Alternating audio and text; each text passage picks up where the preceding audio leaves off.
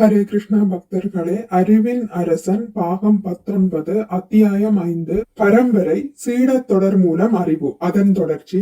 இந்தியாவில் ராமானுஜாச்சாரியார், மத்வாச்சாரியார், நிம்பார்கர், விஷ்ணு சுவாமி மற்றும் பல பெரும் புனிதர்களிலிருந்து வரும் சீடத் தொடர்கள் இருக்கின்றன. வேத இலக்கியங்கள் உயர் ஆன்மீக குருநாதர்கள் மூலமாக உணரப்படுகின்றன. அர்ஜுனன் பகவத்கீதையை கிருஷ்ணரிடமிருந்து கற்றுக்கொண்டான். எனவே நாம் கீதையை அறிய விரும்பினால் அர்ஜுனனிடமிருந்துதான் கற்றுக்கொள்ள வேண்டும், வேறு துறைகளிலிருந்து அல்ல. பகவத்கீதையை பற்றி நமக்கு எந்த ஒரு அறிவு இருந்தாலும் அர்ஜுனனின் அறிவுடன் அது எந்த அளவுக்கு ஒத்துப்போகிறது என்பதை கவனிக்க வேண்டும்.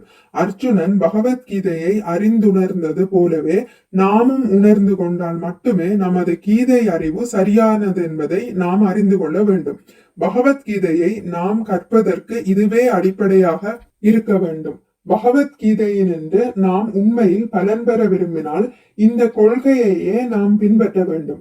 சந்தையிடங்களில் விலை கொடுத்து வாங்கி படித்து அகராதியை பார்த்து புரிந்து கொள்ளக்கூடிய சாதாரணமான கல்வி புத்தகம் அல்ல பகவத்கீதை. இது சாத்தியமன்று. இது சாத்தியமேயாயின் இவ்விஞ்ஞானம் காலப்போக்கில் இழக்கப்பட்டதென்று கிருஷ்ணர் ஒரு காலம் கூறியிருக்க மாட்டார். பகவத்கீதையை புரிந்து கொள்ள சீடர் தொடர் மூலமாக செல்ல வேண்டியதன் அவசியத்தை புரிந்து கொள்வது ஒன்றும் சிரமமல்ல. ஒரு வழக்கறிஞராக அல்லது பொறியியற் கலைஞராக அல்லது மருத்துவராக நாம் ஆக விரும்பினால் தக்க வழக்கறிஞர், பொறியியற் கலைஞர் மற்றும் மருத்துவர் இவர்களிடமிருந்துதான் அறிவை பெற வேண்டும்.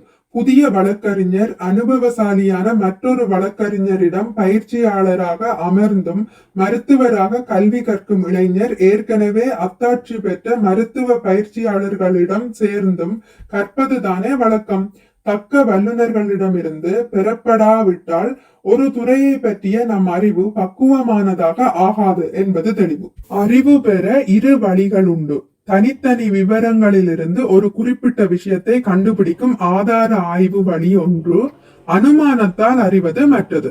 முற்கூறிய முறை மிகவும் பக்குவமானதாக கூறப்படுகின்றது.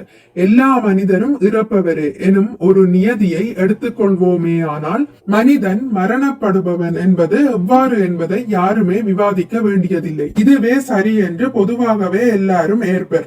எனவே ஆதார ஆய்வு வழியின் முடிவு இது. ஜான்சன் என்பவர் மனிதர், எனவே ஜான்சன் இறக்கக்கூடியவரே, ஆனால் எல்லா மனிதரும் இறப்பவரே எனும் முன்னிலை எவ்வாறு அடையப்படுகின்றது? ஊக முறையை பின்பற்றுவோர் ஆராய்ச்சிகளாலும் கண்டுபிடிப்புகளாலும் இந்த நியதியை அடைய முயல்கின்றனர். இவ்விதத்தில் நாம் இம்மனிதன் இறந்தான், அதோ மற்றவனும் இறந்தான் என பல மனிதர்கள் எல்லாம் இறந்திருக்கின்றனர் என்பதை ஆய்ந்து மனிதர் எல்லாம் இறப்பவரே என முடிவு செய்ய அல்லது பொதுமைப்படுத்த முடியும். ஆனால் இந்த ஊக முறையில் ஒரு பெரும் குறை இருக்கின்றது. நமது அனுபவம் ஒரு எல்லைக்குட்பட்டதே என்பதுதான் அக்குறை. மரணப்படாத ஒருவனை நாம் காணாமலேயே இருக்கலாம், ஆனாலும் எல்லைக்குட்பட்ட நமது சுய அனுபவத்தாலேயே இதை நாம் மதிப்பிடுகிறோம். நமது புலன்களின் சக்தி அளவுக்குட்பட்டது. மேலும் நமது கட்டுப்பட்ட நிலையில் பல குறைகள் உள்ளன. இதன் விளைவாக இந்த ஊக முறையானது எப்போதும் பக்குவமானதாக இல்லை. ஆனால் பக்குவமான அறிவின் ஒரு துறையினின்றும் ஆதார ஆய்வு செய்யும் முறையே சிறந்தது. வேத முறை அத்தகு முறையாகும். வல்லுனரால் ஏற்றுக்கொள்ளப்பட்டாலும் கூட கீதையில் ஆணவ கூற்றுகளாக தோன்றும் பல பதங்கள் உள்ளன. உதாரணமாக 7ஆம் அத்தியாயத்தில் ஸ்ரீ கிருஷ்ண பகவான் கூறுகிறார், மத்தபரதரம் நான்யத் கிஞ்சிதஸ்தி தனஞ்சய மயி சர்வம் இதம் புரோதம் சுத்ரே மணிகணா இவ. செல்வத்தை வெல்வோனே அர்ஜுனா, எனக்கு மேலான உண்மை இல்லை. நூலில் மணிகள் கட்டப்பட்டது போல எல்லாமே என்னையே சார்ந்திருக்கின்றன. பகவத்கீதை 7.7.